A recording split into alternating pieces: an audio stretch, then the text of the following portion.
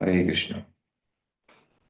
ओम नमो भगवते वासुदेवाय। ओम नमो भगवते वासुदेवाय। ओम नमो भगवते वासुदेवाय। नारायणं नमस्कृत्य नरं चैव नरोत्तमं देवीं सरस्वतीं व्यासं ततो जयमुदीरये। नष्टप्रायेषु भद्रेषु नित्यं भागवतसेवया भगवती उत्तमश्लोके भक्तिर्भवति नैष्ठिकी। नमो विष्णुपादाय कृष्णपृष्ठाय भूतले श्रीमते भक्तिवेदान्त स्वामिनिति नामिने। नमस्ते सारस्वती देवे गौरवाणी प्रचारिणे निर्विशेष शून्यवादी पाश्चात्य देशतारिणे। श्रीमद् भागवतम स्कंद 1 अध्याय 8। महारानी कुंती द्वारा प्रार्थना तथा परीक्षित की रक्षा। श्लोक संख्या 9। उत्तरोर्वाच पाहि पाहि महायोगिन् देवदेव जगत्पते नान्यं त्वदभयं पश्ये यत्र मृत्यु परस्परम। उत्तरा ने कहा, हे देवाधिदेव, हे ब्रह्मांड के स्वामी, आप सबसे महान योगी हैं, कृपया मेरी रक्षा करें, क्योंकि इस द्वैतपूर्ण जगत में मुझे मृत्यु के पास से बचाने वाला आपके अतिरिक्त अन्य कोई नहीं है। तात्पर्य, ये भौतिक जगत द्वैतपूर्ण है, जबकि परम धाम एक रूप है। द्वैतपूर्ण जगत पदार्थ तथा आत्मा से निर्मित है, जबकि परम जगत पूर्ण रूप से आत्मा है, जिसमें भौतिक गुणों का लेश भी नहीं पाया जाता। इस द्वैतपूर्ण जगत में प्रत्येक व्यक्ति झूठे ही जगत का स्वामी बनने का प्रयास करता है, जबकि परम जगत में भगवान ही परम प्रधान है और अन्य सभी उनके अनन्य सेवक हैं। द्वैतपूर्ण जगत में प्रत्येक व्यक्ति अन्य सबों से ईर्ष्या करता है और पदार्थ तथा आत्मा के द्वैत अस्तित्व के कारण मृत्यु अपरिहार्य है। शरणागत जीव के लिए भगवान ही एकमात्र अभयदाता है। भगवान के चरण कमलों की शरण ग्रहण किए बिना कोई भी इस भौतिक जगत में अपने आप को मृत्यु के क्रूर पंजे से नहीं बचा सकता। श्रील प्रभुपाद की जय।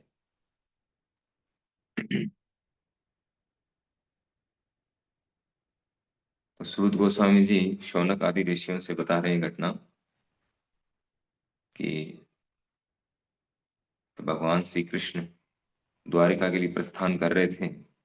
महाभारत युद्ध कंप्लीट हो चुका था और युधिष्ठिर महाराज राजा बन गए थे। उनसे 2 अश्वमेध यज्ञ भी कराए गए। फिर भगवान श्री कृष्ण द्वारिका के लिए प्रस्थान कर रहे थे, रथ पर आसीन हो चुके थे और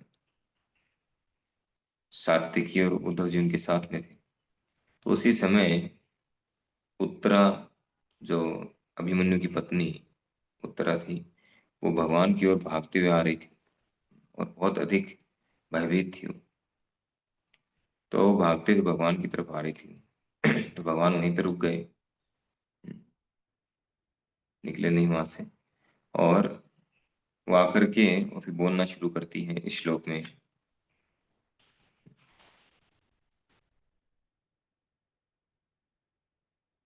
तो उत्तरा कह रही है, पाहि पाहि महायोगिन देव देव जगतपते नान्य नान्यम त्वद अभयम पश्ये यत्र मृत्यु परस्परम। महायोगिन, भगवान को महायोगिन कह करके संबोधित करती है कि आप सर्वोच्च योगी हैं। हे भगवान, आप सर्वोच्च योगी हैं। पाहि पाहि महायोगिन, और देव देव जगतपते, आप देवाधिदेव हैं, सभी देवताओं के भी देव हैं, पूजनीय। देव का अर्थ है पूजनीय। तो आप सभी देवताओं के द्वारा पूजनीय है, वंदनीय है और महायोगिन है, सर्वोच्च योगी हैं। जितने भी योगी हैं उनमें सर्वोच्च योगी भगवान श्री कृष्ण है। योग का फल प्रदान करने वाले भी वही है। और जगत पते, आप संपूर्ण जगत के पति हैं। संपूर्ण जगत जो है, संपूर्ण ब्रह्मांड आपके द्वारा सृष्ट है, तो आप सभी के पति हैं, संपूर्ण ब्रह्मांड के पति हैं। इस तरह से भगवान का ग्लोरिफिकेशन बहुत शॉर्ट टाइम था उत्तरा के पास में, क्योंकि मृत्यु आ रही थी। एक बाण जो है उनकी ओर बढ़ रहा था। वो भी उत्तरा की मृत्यु नहीं, उत्तरा के गर्भ में जो बच्चा है उसको मारने के लिए बढ़ रहा था। तो बहुत शॉर्ट टाइम में बहुत सुंदर जो है एक ही श्लोक में और बहुत सुंदर तरीके से उन्होंने भगवान का ग्लोरिफिकेशन किया है। उनको जो है महायोगिन, देव देव जगतपते, एक ही लाइन में देखिए किस तरह से संबोधित किया भगवान को, महायोगी कह करके, और देव देव सभी देवों के भी पूजनीय, और जगतपते संपूर्ण जगत के पति है। फिर कह रही कि कृपया मेरी रक्षा करें, क्योंकि इस द्वैतपूर्ण जगत में मुझे मृत्यु के पास से बचाने वाला आपकी अतिरिक्त अन्य कोई नहीं है। एकमात्र भगवान ही मृत्यु से बचा सकते हैं, क्योंकि भगवान स्वयं ही मृत्यु है। कालो अस्मि, कालो अस्मि लोक क्षयम, भगवान गीता में कहते हैं मृत्यु सर्व हर्षचयम, कि मैं मृत्यु बन करके आता हूँ मृत्यु के रूप में, और सब कुछ हर कर ले जाता हूँ, छीन के ले जाता हूँ। मृत्यु सर्व हर्षचयम, तो मृत्यु जो है स्वयं भगवान ही, या काल जिसको बोलते हैं, वो स्वयं भगवान का ही एक रूप है। तो इस भौतिक जगत को यहाँ पे द्वैतपूर्ण कहा गया है, परस्परम। ये द्वैतपूर्ण जगत है, ड्युअलिटी। रूपा जिसको समझा रहे हैं कि द्वैतपूर्ण किस प्रकार से है, जबकि आध्यात्मिक जगत जो है वो द्वैतपूर्ण नहीं है, वो एक रूप है, केवल आत्मा तत्व है वहां पर, सच्चित और आनंद में। लेकिन भौतिक जगत जो है वो इसका अपोजिट है, और द्वैतपूर्ण है। द्वैतपूर्ण इसलिए कि यहाँ पे दो प्रकार की चीजें हैं, मैटर और एंटी मैटर, आत्मा और पदार्थ। इन दो चीजों से मिलकर के ये संचालित हो रहा है भौतिक जगत। अगर आत्मा का प्रवेश इसमें नहीं हो तो ये भौतिक जगत एक्टिव ही नहीं हो, डीएक्टिवेट रहेगा। भौतिक जगत की हर वस्तु एक्टिव इसीलिए इसीलिए कार्य कर रही है, इसीलिए चलती फिरती या परिवर्तन हमें नजर आ रहा है, क्योंकि इसमें आत्मा है। केवल मैटर हो तो कुछ नहीं होगा, कोई परिवर्तन नहीं होगा, हजारों हजारों सालों तक कोई परिवर्तन नहीं होगा। तो आत्मा की वजह से है। तो दो चीजें हैं इसमें, आत्मा और पदार्थ, दोनों से निर्मित है, इसीलिए इसको द्वैत द्वैत जगत कहा गया है। लेकिन जो आध्यात्मिक जगत है उसको परम जगत कहा गया है, या निरपेक्ष जगत कहा गया है। इसको सापेक्ष जगत, उसको निरपेक्ष जगत। भौतिक जगत को सापेक्ष जगत, सापेक्ष जगत इसलिए है क्योंकि यहाँ पर सब कुछ जो है दूसरे एक दूसरे पर निर्भर है। जैसे पदार्थ जो है आत्मा पर निर्भर है, आत्मा नहीं हो तो पदार्थ एक्टिवेट एक्टिवेट नहीं होगा, कुछ परिवर्तन नहीं आएगा, तो आत्मा पर निर्भर है, इसलिए इसको सापेक्ष जगत कहा गया है। जबकि आध्यात्मिक जगत जो निरपेक्ष जगत है, पूर्ण रूप से आत्म तत्व है, आत्मा है, पूरी तरह से सब कुछ आत्मा है वहां पर डेड मैटर है ही नहीं। इसलिए वो निरपेक्ष जगत है, वहाँ निर्भरशील नहीं किसी पर। हर वस्तु अपने आप में प्रकाशित है, हर वस्तु अपने आप में एक्टिव है। हर वस्तु जो है वहाँ शरीर और आत्मा अलग नहीं है, एक ही है। या तो शरीर और आत्मा अलग अलग है, इसलिए इसको द्वैत जगत कहा गया है। दो चीजें हैं, द्वैत यानी दो, अद्वैत यानी एक। तो उसको इसीलिए परम जगत कहा गया है, क्योंकि वहाँ पूर्ण रूप से आत्मा है, जिसमें भौतिक गुणों का लेश भी नहीं पाया जाता। गीता में भगवान बताते हैं अप्रियम अप्रियम तद अन्य प्रकृतिम विद्धि में परा, जीव भूत महाबाहो येदम धार्यते जगत। इस भौतिक जगत को धारण करने वाली आत्माएं हैं, पहले भगवान 8 तत्वों का वर्णन करते हैं, भूमि अप अनल वायु खम मन बुद्धि एव च, 7वें अध्याय के 5वें श्लोक में, चौथा 5वां श्लोक। तो भूमि अप अनल वायु खम मन बुद्धि एव च अहंकार इत्यम में भिन्ना प्रकृति अष्टधा। ये 8 प्रकार से भिन्न, 8 प्रकार के जो भिन्न भिन्न तत्व हैं, भगवान कहते हैं ये मेरी भिन्ना प्रकृति है, मेटेरियल एनर्जी। तो ये 8 प्रकार की एनर्जी हैं, इससे मिलकर के भौतिक जगत बना है।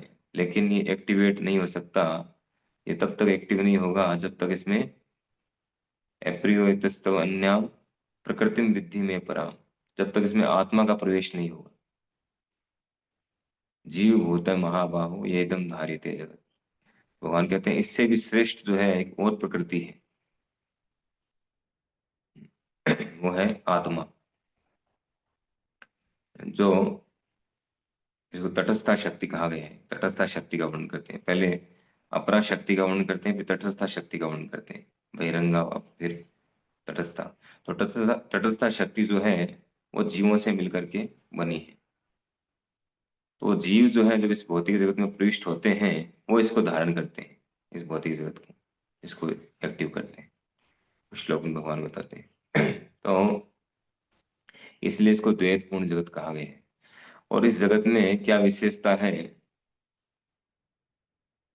कह रहे हैं कि इसमें प्रत्येक व्यक्ति झूठे ही जगत का स्वामी बनने का प्रयास करता है। यहाँ पर जो भी जीवात्माएं हैं वो सभी अपने आप को स्वामी समझती हैं, स्वामी बनने का प्रयास कर रहे हैं कि मैं बॉस हूँ, मैं मालिक हूँ। सब इसी होड़ में लगे हुए हैं कि मैं उससे श्रेष्ठ बन जाऊं, मैं उससे श्रेष्ठ बन जाऊं। कंपटीशन चल रहा है, और इस कंपटीशन में वो पूरी लाइफ को गंवा देते हैं आगे बढ़ने के चक्कर में, एक दूसरे से आगे बढ़ने के लिए, धन में, ऐश्वर्य में, दिखावे में, यश में, इन सब चीजों में आगे बढ़ना चाहते हैं। सुविधाओं में, उसके पास इतनी सुविधा मेरे पास ज्यादा होनी चाहिए, ऐसा क्यों, मेरे पास कम क्यों है, और इन्हीं के पीछे लगे रहते हैं। तो झूठे ही जगत का स्वामी बनना चाहता है। लेकिन रूपा जी दोनों का अंतर बता रहे हैं, आध्यात्मिक जगत में यहाँ क्या अंतर है। जबकि जो परम जगत है या आध्यात्मिक जगत है, जो पूर्ण रूप से आत्मा है, वहां पर ऐसा नहीं है। वहां पर एकमात्र श्री कृष्ण ही स्वामी है, भगवान ही स्वामी है, वही परम प्रधान है, और सब उनके सेवक के रूप में है। वो सेवक के रूप में ही रहते हैं और सेवक के रूप में उनकी सेवा करते हैं, उसी में उनको परम आनंद की प्राप्ति होती है। वो वहां मालिक नहीं बनना चाहते। जिसके दिमाग में मालिक बनने का विचार आता है उसको यहाँ भेज दिया जाता है भौतिक जगत में। आध्यात्मिक जगत में तो एक ही मालिक है, वही रहेंगे मालिक। अगर वो मालिक बनना चाहता है सेपरेटली, तो उसको भौतिक जगत में भेजा जाता है या नकली मालिक बनाने के लिए। जैसे कोई बच्चा है, वो चाहता है कि मैं असली मोबाइल चाहिए, मुझे मोबाइल चाहिए, वो मोबाइल लेने के लायक नहीं है, तो उसको खिलौना मोबाइल देते हैं पिताजी। तो उसी तरह से जो है आध्यात्मिक जगत में एकमात्र एक ही मालिक है, वो भगवान, बाकी सब उनके सर्वेंट हैं। और उनके बीच में आदान प्रदान होता है, सेवाओं का आदान प्रदान है, प्रेम का आदान प्रदान। लेकिन भौतिक जगत जो है इसमें सभी मालिक बनना चाहते हैं और सभी मालिक बनने की होड़ में। और यहाँ जो आदान प्रदान है, यहाँ सब बिजनेस टर्म्स है। कुछ पाने के लिए, कुछ अपनी सुविधाओं को बढ़ाने के लिए, कुछ पाने के लिए एक दूसरे की सेवा करते हैं। सेवाएं जब नहीं मिलती हैं तो क्रोध, द्वेष, ये सब चलता है। द्वैतपूर्ण जगत है ये।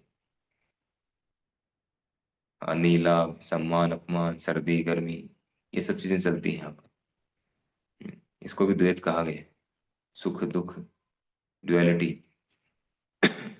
तो ये भौतिक जगत की विशेषताएं हैं।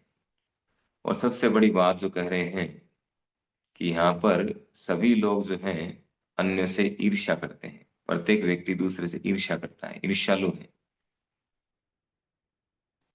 ईर्ष्यालु होने के कारण ही तो हम यहाँ पे हैं। ये ईर्ष्या जो हमारे अंदर से चली जाएगी, मात्सर्य ईर्ष्या पूरी तरह से रिमूव हो जाएगी, तब हम आध्यात्मिक जगत जाने के लायक बनेंगे। जब तक ईर्ष्या नहीं जाएगी तब तक हम नहीं जा सकते। और ईर्ष्या बहुत ही सूक्ष्म होती है। हिंसा जो है वो ईर्ष्या का ही एक स्थूल रूप है, और ईर्ष्या का और अधिक सूक्ष्म रूप है मात्सर्य, मत्सरता, और अधिक सूक्ष्म रूप है। तो ये मत्सरता या ईर्ष्या, ये पूरी तरह से जाना जरूरी है। ये जब तक नहीं जाएगी तब तक हम यहीं सड़ते रहेंगे, यहाँ से निकल नहीं सकते।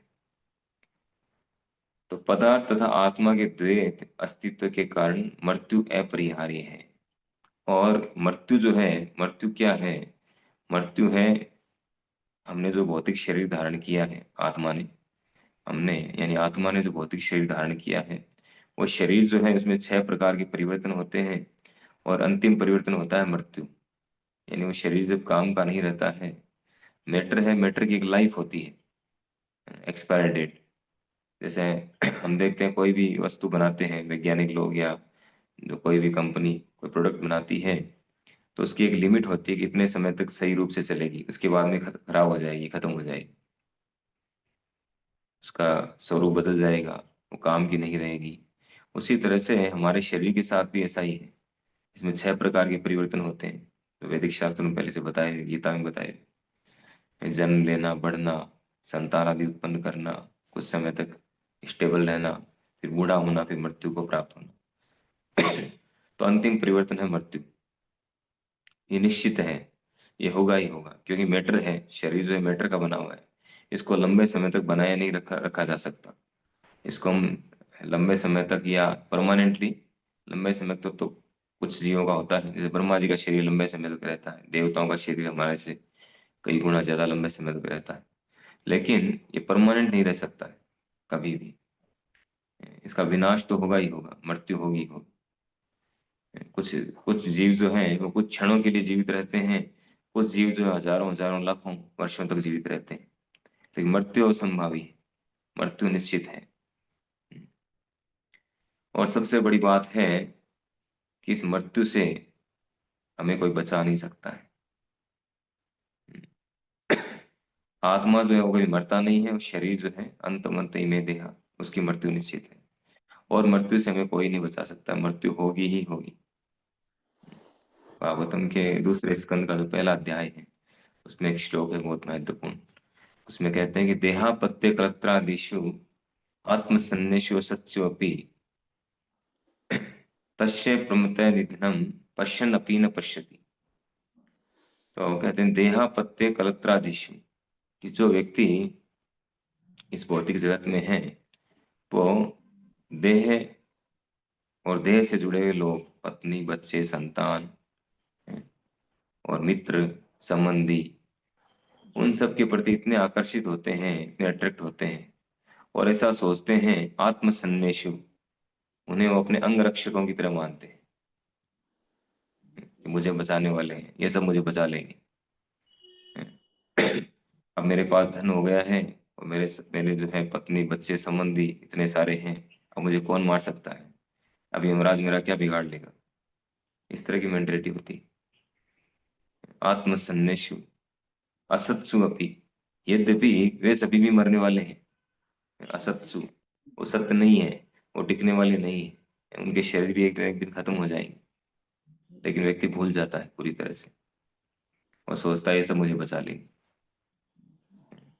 कोई नहीं बचा पाएगा। तस्य निधनम से पश्यन अपी न पश्यति। यद्यपि श्लोक में कहा गया है, यद्यपि पर्याप्त रूप से अनुभवी लोग हैं, सभी को अनुभव है कि मृत्यु आती है। हमसे पहले कितने दिवंगत हो चुके हैं, हमारे परिवार में, हमारे समाज में, और दूसरे दूसरी जगह हम रोज देख रहे हैं, लोग आए दिन मर रहे हैं। हम्म, हमारा पर्याप्त अनुभव है इस बात का। लेकिन पश्यन अपी न पश्यति, हम देख कर भी नहीं देख पाते। सब कुछ पता है, और सब कुछ देख रहे हैं, फिर भी अपने समय अपने टाइम पर भूल जाते हैं, हम नहीं मरेंगे। यही सबसे बड़ा आश्चर्य है दुनिया का। तो पश्यन अपी न पश्यति, सोचते हैं ये सब बचा लेंगे, मैं थोड़ी मरूंगा, मुझे तो बचाने वाले बहुत खड़े हैं। तो इस तरह की मेंटेलिटी होती है, वो देख कर भी नहीं देख पाता। तो भौतिक जगत की ये स्थिति है। लेकिन जो समझदार हैं, जो इंटेलिजेंट हैं, जो भक्त हैं, उनको पता है कि मृत्यु असंभावी है, इसीलिए वो भगवान के शरणागत होते हैं। वो डायरेक्ट भगवान की शरण लेते हैं। उत्तरा के इस केस में हम देख रहे हैं कि भगवान सामने खड़े हैं, बाकी लोग भी खड़े हैं, सब बड़े बड़े। उम्र में देखें तो भगवान से तो बहुत बड़े बड़े थे, जैसे कुंती महारानी है, पांडव है, युधिष्ठिर महाराज हैं, भीम, ये सब बड़े थे, भगवान कृष्ण से उम्र में बड़े थे, अर्जुन उनके सिमिलर थे। बाकी सब बड़े थे। लेकिन उत्तरा जो है किसी के पास नहीं जाती है, डायरेक्ट सीधा भगवान को अप्रोच करती है, भगवान के पास जाती है, तो जाकर के उनसे प्रार्थना करती है कि मुझे बचाइए। साफ साफ कह रही है कि कृपया मेरी रक्षा करें, क्योंकि इस द्वैतपूर्ण जगत में मुझे मृत्यु के पास से बचाने वाला आपके अतिरिक्त अन्य कोई नहीं है। केवल आप ही बचा सकते हैं मृत्यु से, और दूसरा कोई नहीं बचा सकता, क्योंकि स्वयं भगवान स्वयं ही मृत्यु है, मृत्यु के रूप में आते हैं। वो चाहें तो बचा सकते हैं, उनके कंट्रोल में है। दूसरा कोई नहीं बचा सकता है। एक बहुत सुंदर घटना होती है, आती है। एक बार मरकंड ऋषि थे। मरकंड ऋषि के कोई संतान नहीं थी, तो वो शिव जी के भक्त थे, और शिव जी की उपासना की उन्होंने। तो शिव जी प्रसन्न हो गए। शिव जी को कहा कि मेरे को संतान नहीं है और मैं चाहता हूँ मेरे को पुत्र हो, ताकि मेरा वंश आगे बढ़े। तो शिव जी ने देखा उनका पूरा डेटा, तो कहा आपकी तो संतान का योग ही नहीं, दूर दूर तक आपकी संतान का योग नहीं। लेकिन वो शिव जी के चरण पकड़ लिए उन्होंने टाइट, कस करके कि नहीं, मुझे तो संतान चाहिए चाहिए, मुझे तो आप कुछ कृपा करो, आप आए तो आपका आना व्यर्थ नहीं जाना चाहिए। तो शिव जी ने देखा अब क्या करूं। तो शिव जी ने कहा ठीक है, तुम्हारे एक पुत्र होगा, लेकिन वो 7 वर्ष ही जिएगा, केवल मात्र 7 वर्ष जिएगा। तो वरदान दे दिया, उनके पुत्र हुआ थोड़े समय के बाद में। उसका उनका नाम रखा गया मार्कंडे, मार्कंडे ऋषि। तो इतना बुद्धिमान था, मार्कंडे जो थे बहुत बुद्धिमान, बचपन से जन्म से ही एकदम शार्प माइंड था उनका, बुद्धि बहुत तीव्र थी। बाकी लोग जिस काम को बहुत लंबे समय में सीखते थे, वो जो है मार्कंडे हैं वो बहुत जल्दी सीख लेते थे, तुरंत। तो धीरे धीरे उनकी उम्र बढ़ती गई। फिर जो है स्कूल भेजा गया, गुरुकुल में भेजा गया। तो हर थोड़े टाइम में जैसे जैसे वो एक एक क्लास पास करते जाते हैं, वहाँ के बताते हैं, या कुछ भी अचीव करते हैं, तो अपने पिताजी को बताते हैं, मरकंड ऋषि को, कि देखिए मैंने आज ये अचीव किया है, मैंने इसमें जो है फर्स्ट आया हूँ, इसमें फर्स्ट आया हूँ। हम्म, और एक एक साल बढ़ता जा रहा था, और मरकंड ऋषि की टेंशन बढ़ती जा रही थी, वो दुखी होते जा रहे थे। जैसे जैसे उम्र बढ़ रही थी बच्चे की, वैसे वैसे वो दुखी हो रहे थे। तो 7 साल पूरे होने वाले थे, और मरकंड ऋषि बहुत ज्यादा विलाप करने लग गए, वो उनकी वाइफ दोनों बहुत ज्यादा दुखी हो गए। तो उनके पुत्र ने पूछा क्या बात, अब हर हर साल जैसे जैसे मेरी उम्र बढ़ रही है आप दुखी होते जा रहे हैं, आपको खुश होना चाहिए। मैं इतना जो है प्रोग्रेस कर रहा हूँ, आप इतना दुखी क्यों हो रहे हो, बताइए मुझे क्या बात है। तो उस समय कुछ ही दिन बाकी थे 7 वर्ष पूरे होने में, और 7 वर्ष पूरे होते ही शिव जी के वरदान के अनुसार, बताए अनुसार वो मृत्यु को प्राप्त हो जाएगा। तो बताते हैं कि कुछ ही समय बाद में इस दिन जो है तुम्हारे 7 वर्ष पूरे हो जाएंगे, तुम मर जाओगे। तो क्या करें, तो वो इंटेलिजेंट थे, तो उन्होंने महामृत्युंजय का जप क्या किया, उस दिन जिस दिन मृत्यु होने वाली थी उससे कुछ समय, कुछ टाइम पहले, पहले दिन या उसी दिन जा करके वहां पे जगन्नाथपुरी में जहाँ वो रहते थे, उनके पास में एक शिवलिंग है बना हुआ, मार्कंडेश्वर महादेव बोलते हैं उनको, बाद में नाम पड़ा, वो पहले नहीं था। तो जाकर के मार्कंडे ने उस शिवलिंग को पकड़ लिया, और पकड़ करके महामृत्युंजय का जप करने लग गए। तो थोड़ी देर में समय पूरा हो गया उनका, समय पूरा हो तो यमदूत आए लेने के लिए।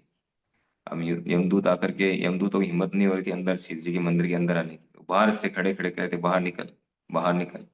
और प्रयास कर रहे थे, कभी रस्सी फेंक रहे थे, कभी कुछ प्रयास कर रहे थे, तो कुछ कर नहीं पाए, उनका बस नहीं चला, वापस चले गए यमराज जी के पास। फिर जो है यमराज जी को बताया, तो यमराज जी खुद आ गए बेल पे बैठ करके। कौन सी सवारी, उनकी भैंसा, वैसे में बैठ के। तो यमराज जी खुद आए, यमराज जी ने खूब प्रयास किया। फिर जो है प्रयास करते करते जब टाइम ओवर हो चुका था, तो यमराज ने देखा क्या करूं, बाहर निकल नहीं रहा है। उसने कस करके शिवलिंग को पकड़ रखा है, महामृत्युंजय का जप कर रहा है। तो यमराज जी ने खुद जो अपना कदम बढ़ाया आगे मंदिर के अंदर आने के लिए, और जैसे अंदर आने का प्रयास किया, तुरंत ही वहां पर शिव जी प्रकट हो गए शिवलिंग में से, और अपना त्रिशूल लेकर के यमराज जी की तरफ किया कि डोंट टच, अंदर आने की हिम्मत मत करना। तो यमराज जी ने कहा कि इसका समय पूरा हो चुका है आपके अकॉर्डिंग, मैं इसको लेने के लिए आया, मैं क्या गलत कर रहा हूँ। तो शिव जी का नहीं, ये मेरे शरणागत है, तुम इसको नहीं ले जा सकते। तो यमराज जी विचार करने लगे गलत बात है, ये तो नियम के विरुद्ध हो गया है। एक तो वैसे नियम के विरुद्ध है कि इसके पुत्र प्राप्ति का योग नहीं था, और आपने पुत्र दिया, और फिर आपने एक बताया कि 7 साल जिएगा, फिर उसको आप ही चेंज कर रहे हो, ये तो गलत है। तो फिर यमराज जी वहां से आए पूरी जगन्नाथपुरी में ही जो मंदिर है भगवान का, जगन्नाथ जी का, तो जगन्नाथ जी के पास जाने के लिए वो निकल गए कि जगन्नाथ जी से बात करना पड़ेगा, हेड ऑफिस जाना पड़ेगा। तो हेड ऑफिस के लिए निकल गए। तो तुरंत शिव जी ने वहीं से भगवान का स्मरण किया, मैसेज मैसेज दिया भगवान को, इस तरह की घटना आप क्या करें, ये सिचुएशन हो गई है और यमराज जी आपके पास आने वाले हैं, तो इसका कुछ करिए आप सोल्यूशन। तो भगवान ने तुरंत ही कहा भगवान ने शिव जी को मैसेज किया, मैं तुरंत अभी कर देता हूँ, चिंता मत करो आप।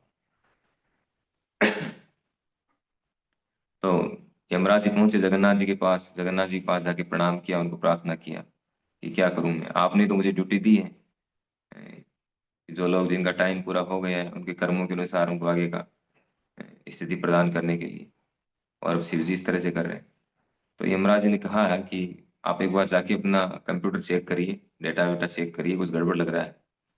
उन्होंने यमराज जी ने कहा नहीं नहीं, मैंने पूरा देख के आया हूँ अच्छी तरह से, मेरे पास प्रिंट आउट और है, इसमें 7 दिन ही लिखा है, आप देखो। क्या नहीं, एक बार आप जाके चेक करो, प्रिंट में मिस्टेक भी हो सकती है, एक बार आप दोबारा चेक करो, कुछ ना कुछ गड़बड़ है।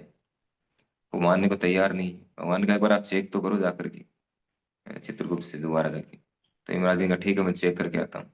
तो यमराज जी चेक करने गए, चित्रगुप्त को बोला कि दोबारा से निकालो प्रिंट आउट, दोबारा चेक करो। तो दोबारा देखा तो उसमें 7 कल्प लिखा था। 7 साल की जगह भगवान जगन्नाथ जी ने चेंज कर दिया, उसको 7 कल्प कर दिया। ये ब्रह्मा जी के 7 दिन, 864 करोड़ मल्टीप्लाई मल्टीप्लाई बाई 7, इतने वर्ष उनकी उम्र कर दी मार्कंडेय ऋषि। 7 कल्प। यमराज ने देखा, खोल देखते तो चौकन्ना हो गए, ये क्या है, 7 कल्प लिखा है इसमें, कि नहीं दोबारा चेक करो, कुछ न कुछ गड़बड़ है। दोबारा चेक किया गया कि नहीं यही है, आप खुद देख लो आकर के।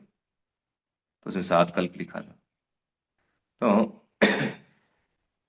मृत्यु जो है वास्तव में भगवान के कंट्रोल में, सब कुछ भगवान के कंट्रोल में। भगवान जगन्नाथ ने एक सेकंड में उनका चेंज कर दिया। 7 वर्ष से 7 कल्प हमारे तो सोच के परे हैं। कोई व्यक्ति कितनी उम्र मांग लेगा, 100 साल, 200 साल, 500 साल, भगवान ने 7 कल्प कर दिया। एक कल्प ब्रह्मा जी का एक दिन होता है, 24 घंटे होंगे, 864 करोड़ वर्ष। तो भगवान चाहे तो मृत्यु से बचा सकते हैं, भगवान चाहे तो मार सकते हैं। राखे कृष्ण मारे कि मारे कृष्ण राखे। तो इस तरह से मार्कंडे ऋषि का उम्र जो है, मार्कंडे ऋषि की उम्र बहुत लंबी उम्र है उनकी। कई मनु हैं, एक ब्रह्मा जी के एक दिन में 14 मनु होते हैं, और ऐसे 14 मनु 7 बार होके चले जाएंगे, ब्रह्मा जी के 7 दिन पूरे होंगे तब उनकी आयु पूरी होगी। कितनी लंबी आयु हो गई। भगवान कुछ भी कर सकते हैं। इसीलिए जो इंटेलिजेंट लोग हैं, यज्ञ संकीर्तने प्राहि यजन्ते ही सुमेध से, कलयुग में जो बुद्धिमान लोग हैं वो सीधा संकीर्तन यज्ञ के द्वारा भगवान की पूजा करेंगे, भगवान के शरणागत होंगे। हमेशा से ऐसा है, जो बुद्धिमान लोग थे उन्होंने हमेशा भगवान की शरण ग्रहण की, क्योंकि एकमात्र भगवान ही हमें बचा सकते हैं, दूसरा कोई हमें बचा नहीं सकता है। तो यहाँ पे हम उत्तरा देख रहे हैं कि उत्तरा कितनी बुद्धिमान थी। सीधा वो भगवान के पास में आई और बोला कि एकमात्र आप ही मुझे मृत्यु से बचा सकते हैं, दूसरा कोई बचा नहीं सकता है। हम्म, रूपा जी बता रहे हैं तुम्हें कि भगवान के चरण कमलों की शरण ग्रहण किए बिना कोई भी इस भौतिक जगत में अपने आप को मृत्यु के क्रूर पंजे से नहीं बचा सकता। तो हमें चाहिए कि भगवान के शरणागत हो। मृत्यु आए नहीं आए, मृत्यु तो आनी निश्चित है, लेकिन कोई ये प्रश्न कर सकता है तो क्या भगवान के शरणागत होने से हमारी मृत्यु नहीं आएगी? मृत्यु तो आएगी। जैसे एक एग्जाम्पल देके समझाया जाता है कि बिल्ली जो है, बिल्ली अपने बच्चे को उठाती है ना, मुंह से पकड़ कर ही उठाती है, और उसी मुंह से चूहे को उठाती है। अगर चूहे को बिल्ली जैसे अपने मुंह में पकड़ती है, चूहा तुरंत जो है पकड़ना क्या, देखते ही समझ जाता है। बिल्ली को सामने देखते ही उसको अपनी मृत्यु स्मरण हो आती है, उसको यमदूत दिखते हैं उसको सीधे, और बिल्ली उसको यमदूत के रूप में दिखती है, मृत्यु के रूप में दिखती है। और जैसे पकड़ लेती है, गया काम से, तुरंत मृत्यु हो जाएगी उसकी, वो छोड़ेगी नहीं दोबारा से। लेकिन वही बिल्ली अपने बच्चे को पकड़ती है तो उनको मृत्यु का स्मरण नहीं होता, किसी तरह का भय नहीं होता है। वो सबसे अधिक सुरक्षित महसूस करते हैं अपने आप। वही बिल्ली जब अपने बच्चे को पकड़ती है तो सबसे अधिक सुरक्षित महसूस करते हैं बच्चे। उसी तरह से जो व्यक्ति भगवान के शरणागत नहीं है, उसकी जब मृत्यु आती है तो भयभीत होता है, उसको यमदूत दिखते हैं, मृत्यु बहुत ही क्रूर रूप में दिखती है। लेकिन जो भक्त हैं, उनकी जब मृत्यु आती है तो उनको बहुत ही आनंद आता है, उनको भय नहीं होता है। क्योंकि मृत्यु का मतलब है भक्तों के लिए कि और अपग्रेड होंगे और उच्च स्थिति को प्राप्त करेंगे, इसलिए उनको कोई भय नहीं होता है। वो एक तरह से भगवान का संग अनुभव करते हैं। जैसे बिल्ली के बच्चे अपने माता का संग अनुभव करते हैं, सुरक्षा का अनुभव करते हैं, उसी तरह से भक्त भी मृत्यु के समय अपने आप को और अधिक सुरक्षित मानते हैं। तो ये अंतर है। इसलिए हमें एकमात्र भगवान के शरणागत होना चाहिए, क्योंकि वे ही हमें अभय प्रदान कर सकते हैं। हरे कृष्णा। श्री प्रभुपाद की जय। श्रीमद् भागवत महापुराण की जय।